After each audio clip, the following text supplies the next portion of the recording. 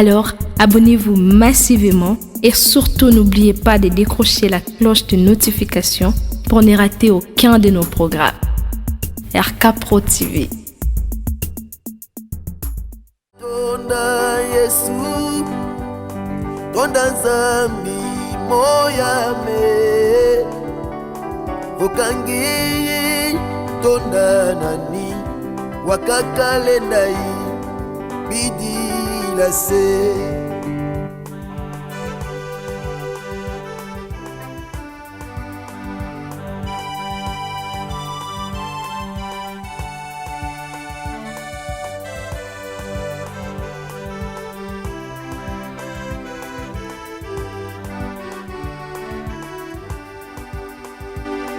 Utilanga masemeto, yundulanga mwanandi, mwanisanga menizeto, nanipi na Nzambeto. Tonda, tonda, tonda, tonda Yesu, tonda Nzambi moyame, bokangeye tonda nani, wakakale ndai, bidi la se. Nzambe azali tata, solo nako banga te. Nzambe azali tata, solo nako banga te.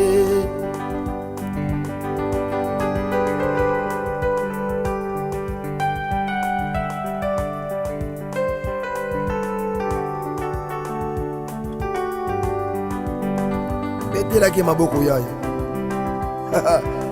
Hey, Yesu Kristo Nazareth. Fokule ndisala salu kya kineneko, koso salu toma sala kyo,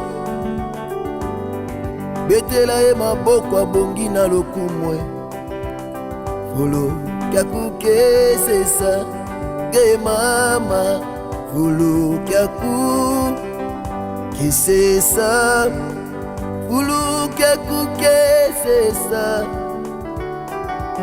Silavu ya vilange wasongayo, folo kya kukesesa gedibundu, folo kya kukesesa, folo kya kukesesa. Silavu ya vilange wasongayo, folo kya kukesesa. Vokule nisala salu kya kineneko, koso salu toma sala kyo, na beti mololo bukayikama, folo kya kukesesa mama, folo kya kukesesa. Au commencement était la parole, et la parole est Christ. Radio Parole Vie, la radio qui donne la vie à travers la parole. Mbote Shalom, chers auditeurs de la Radio Parole Vie, la RPV.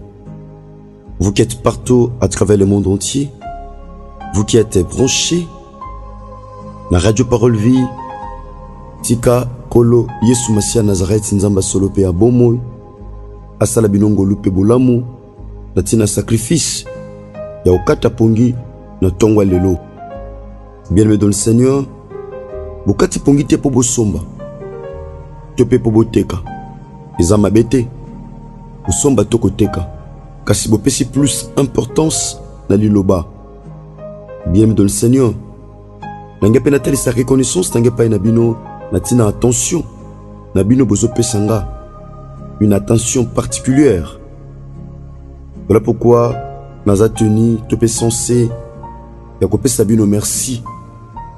Bien-aimé dans le Seigneur, na bakatango nyonso mission kombo nango parole vie. Parole vie. Voilà pourquoi Christ a zo dans le livre Jean chapitre 6, dans Sénango, dans 63 tina 66, azoloba. Bamaloba o na yebisi bino. Eza esprit pezo mema bomoy katina bino. Parce que la parole nous donne la vie, nous communique la vie. Parce que l'ilobande est alimenté à la foi. La foi est nourrie, la foi est alimentée par la parole. Pas n'importe quelle parole. Et ça, yoka. Voilà pourquoi o ba yoka ba tia kondima likolo na yango le memeli bango blocage. Ayoka na famille biso to balaka te. To botaka te. To bongaka te. O ayoka yangwana. Lokola yoka du fait que la Bible dit dans Romains chapitre 19 verset 17, la foi vient de ce qu'on entend et de ce qu'on entend vient de la parole du Christ. Kondime yana o tozo yoka. Sozo yoka lubana nzambe. Bien-aimé dans le Seigneur, le Bananzambe Katino est créé un dépôt. Eux comme mon victoire. Bien-aimé dans le Seigneur, merci. Tika Yesu Christ en Nazareth Nzamba Solope un bon mot. Asala binongo lope bolam. Et bimi lulu nenu ezali boso na biso. Bien-aimé dans le Seigneur, ils ont organisé na groupe Les Bons Samaritains pe Église FC. Oui, Tambusami na tata na biso Jean-Paul Maëta, pasteur de la foi. 7e édition à cause de la foi. Et que la samedi à lobby 30, puis dimanche à lobby samedi 31, donc 2 jours. Bienvenue dans le Seigneur. Ils allaient 7e édition à cause de la foi, dans 14h, na terre à Sainte-Thérèse. Bisognon se tozawana. Voilà pourquoi lobby samedi, bien-aimé dans le Seigneur, et vous allez moi pas si pour te tourner mission. Ils allez moi pas si pour tout ça la programme na biso à jeune lokola momesano. Pambate tout ça déjà na kati ya retraite de prière. Dès tout ça par la grâce de Dieu. Chers auditeurs de la radio Parole Vie, dont aussi sa activité Oyo, bien-aimé dans le Seigneur, il y a les 30 et les 31. Bon, le col à chaque mois, Nzamba Chabiso na mutema, chaque mois, tu sambelaka na ba famille ya mokili mobimba, tu jenaka, na kati radio Parole Vie. Bon, tout ça là on a fin du mois. Le col à tout ça na milulu liboso na biso, nde te maki on a mois d'août. Donc au banda, mokolo ya jeudi 4, vendredi 5. Samedi 6, de c'était dimanche, de lundi 8, de tous en a 4 jours, il y a jeûne et prière de famille. Donc vous avez tant que sambela, bien-aimé dans le Seigneur, pour nos problèmes nous tous en avons toujours dit mais donc ce n'est pas une encolopambaté, la Bible dit approchez-vous de moi et je m'approcherai de vous. Merci chers auditeurs de la radio Parole Vie, chères téléspectatrices, bien-aimé dans le Seigneur. Tebi mama likambo o toujours partagé dans l'ensemble. Bien-aimé, pour ma pensée à Nzambe poto longa. Temezali né pour triompher. Donc na botama pour nana triompher. Na botama na libakute boeka pamba. Na botama pour une mission. Na botama pour un objectif. Na botama pour un motif. Na botama na libakute. Bien-aimé dans le Seigneur. Nangana rappelo mon frère ma soeur. Awa, tu n'es pas un fruit du hasard, mais tu es dans le plan de Dieu. Ozana kati ya plan ya Nzambe. Yango ko se sous-estimer te bien-aimé. Ko se sous-estimer te obotama pona olonga. Ozana makila ya balongi kati na yo. Pourquoi? Parce que la Bible dit, sachant que ce n'est pas par les choses périssables, par de l'argent ou de l'or, que vous aviez été rachetés de la vaine manière de vivre que vous avez hérité de vos pères, mais c'est par le sang précieux de Christ, comme d'un agneau sans défaut et sans tache. Tosombama te na mbongo, tosombama ni na wolo, ni na palata, mais tosombama na makila. Cela veut dire que quand na biso en nous, nous avons makila, yaba victorieux, bien-aimé. Tobi pona olonga. 1 Jean chapitre 5 verset 4.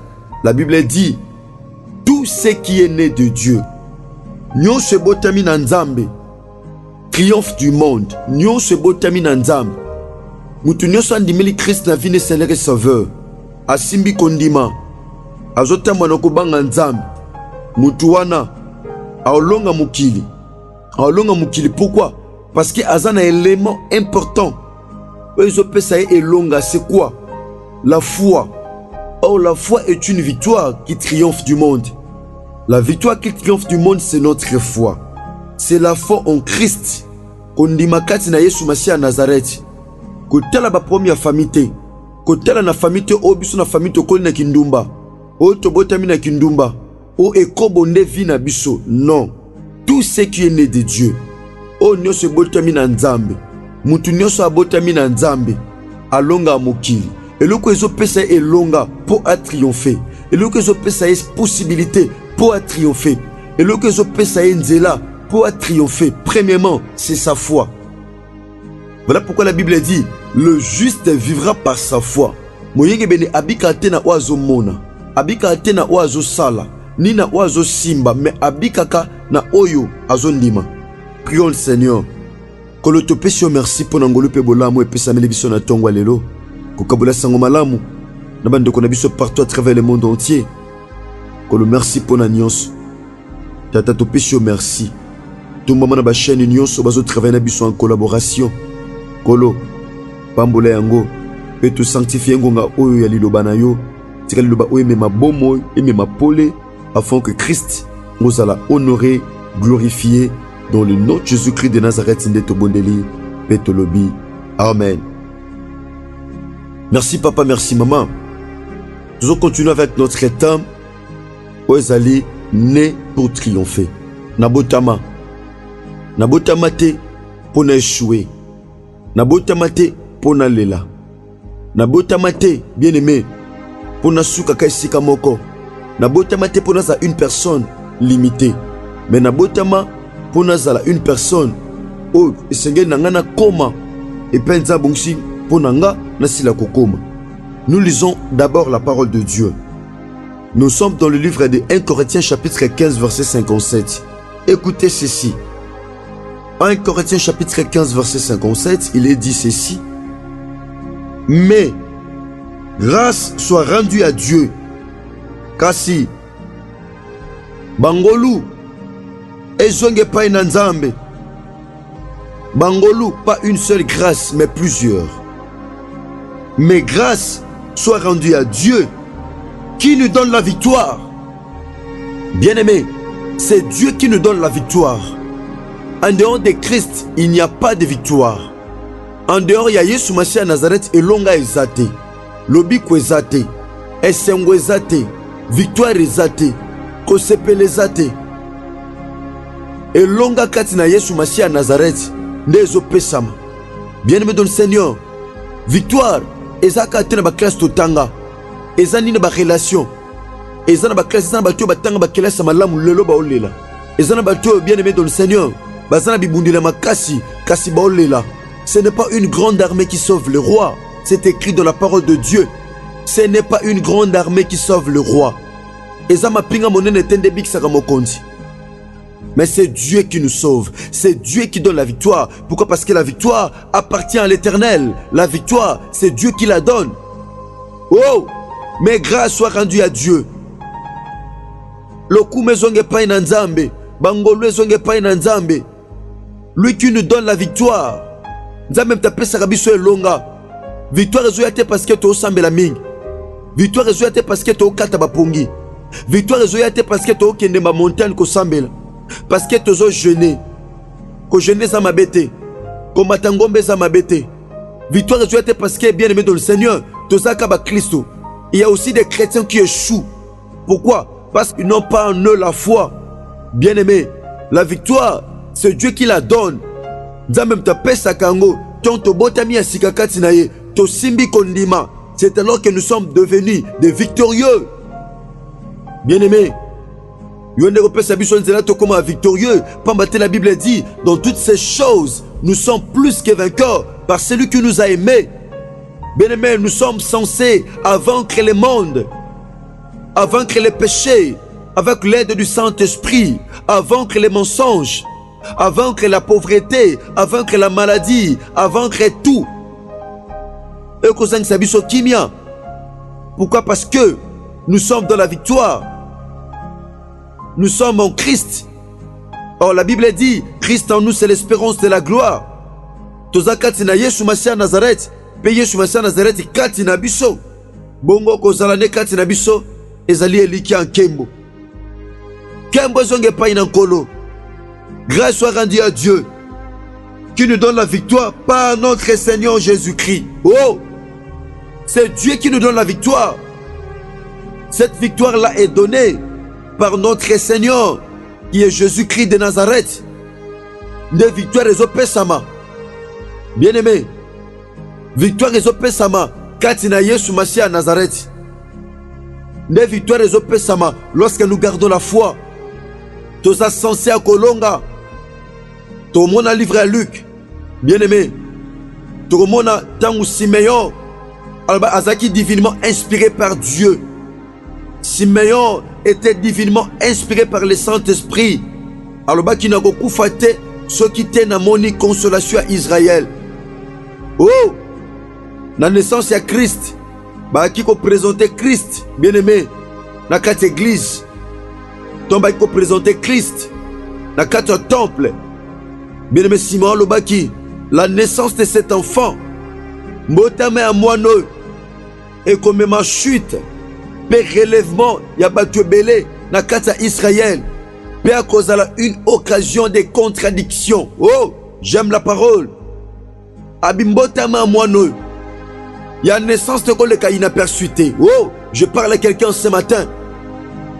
Naissance de quoi le cas jamais inaperçu dans ce monde, parce que tu as une mission. Mission n'est pas au triompher. Pitumba ba yaba longa te yo longa. Pe ba yaba koma te koma. Bien-aimé, naissance na yo. Eza po batu ba la Christ de confiance. Ba telema. Eza bien-aimé dans le Seigneur. Batu ba kondima nzamba ondimela. Yesu Masa Nazareth. O baza ko lemba, bazo makasi. Ba oyo nyoso ba kondima te. Bien-aimé, ba ko connaître la chute. Bien-aimé dans le Seigneur, abi la naissance de cet enfant.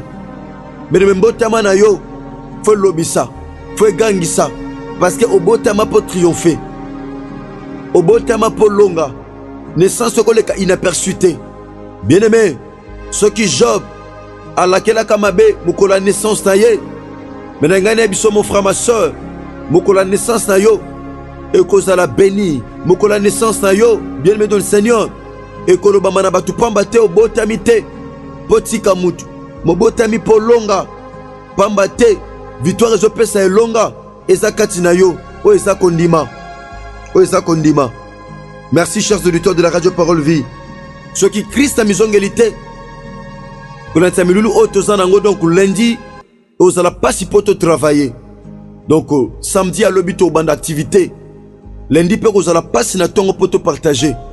Bongo mardi, d'être continuer enseignement par la grâce de Dieu.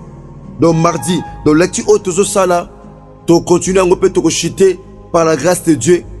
Bongo mercredi d'être travailler et ça na WhatsApp, tout na télévision na biso, d'être travailler par la grâce de Dieu pour na jeudi, tu as une grande activité par la grâce de Dieu. Tu as une grande activité et que ça biso 4 jours, la jeune prière pour ma famille. Je suis dans le livre de 2 Chroniques chapitre 14 verset 7. Écoutez ceci. Asa avait une armée de 300 000 hommes de Juda, portant les boucliers et la lance, et de 280 000 de Benjamin, portant les boucliers et tirant l'arc, tous vaillants et hommes. Verset 8. Zerach éthiopien sortit contre eux avec une armée d'1 million d'hommes et 300 chars et s'avança contre Marécha. Bien-aimé, Asa, Azaki roi à Juda, Azaki na armée naye, mais Azaki na seya armée à Éthiopien. Mais Éthiopien baiko sala, roi Asa, Gur, roi Azaki roi à Juda. Tokoye kolango, tout le monde a commandé ma pesaki victoire. Tout le monde a commandé ma longi saki. Muto abotami na nzambe muto azo sala Christ confiance. Atana bo moto azana se bato ba obundisa ye. Nzamba ko pesa ye longa. Pamba te a obunda te ye moko mazo bunda na nzambe. Voilà pourquoi la Bible dit nous travaillons et nous combattons parce que nous mettons notre espérance dans le Dieu vivant qui est le sauveur de tous les hommes, principalement des croyants. Merci. Tika Yesu Christ en Nazareth nzamba solo pe abomo. Nzambe ye longa pe abikamwa. asala biso ngolu pe bolam. Merci. Tokomi pratiquement na suka. To ba tango nyonso. Ndeko sepelo zo matia na WhatsApp. Numéro ezali plus 243 89 75 70 917. Tu écris sa maison ngélité. Tokuta na bongo mokolo ya mardi pour la continuité. Il y a un message haut. Je dis un grand merci à nos ingénieurs. Dans mon andeko Gersa Pemba me amona. Ndeko Chris Kundenga DG Enoch. Soyez bénis mes bien-aimés. Kola salam no penzango lupe bolam ndeko nanga trésor tingi. Tika kola pambola toute la grande famille. Ya Radio Parole Vie, que Dieu bénisse. Tokuta ni bongo lobby samedi pe dimanche na Terrasse Sainte-Thérèse na ngonga 14h na 7e édition à cause de la foi. Et l'ongona Moussa Nzambé, l'évangéliste international pasteur Jean-Paul Mayata de la foi. Merci, que Dieu bénisse. Au commencement, était la parole, et la parole, Christ. Radio Parole Vie, la radio qui donne la vie à travers la parole. Abonnez-vous sur RK Prod pour équilibrer votre vie. Un programme consistant pour votre vie chrétienne. Campagne évangélique. Prédication. Prière.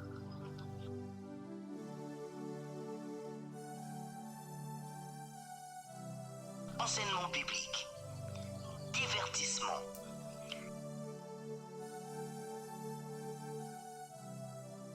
Cinéma.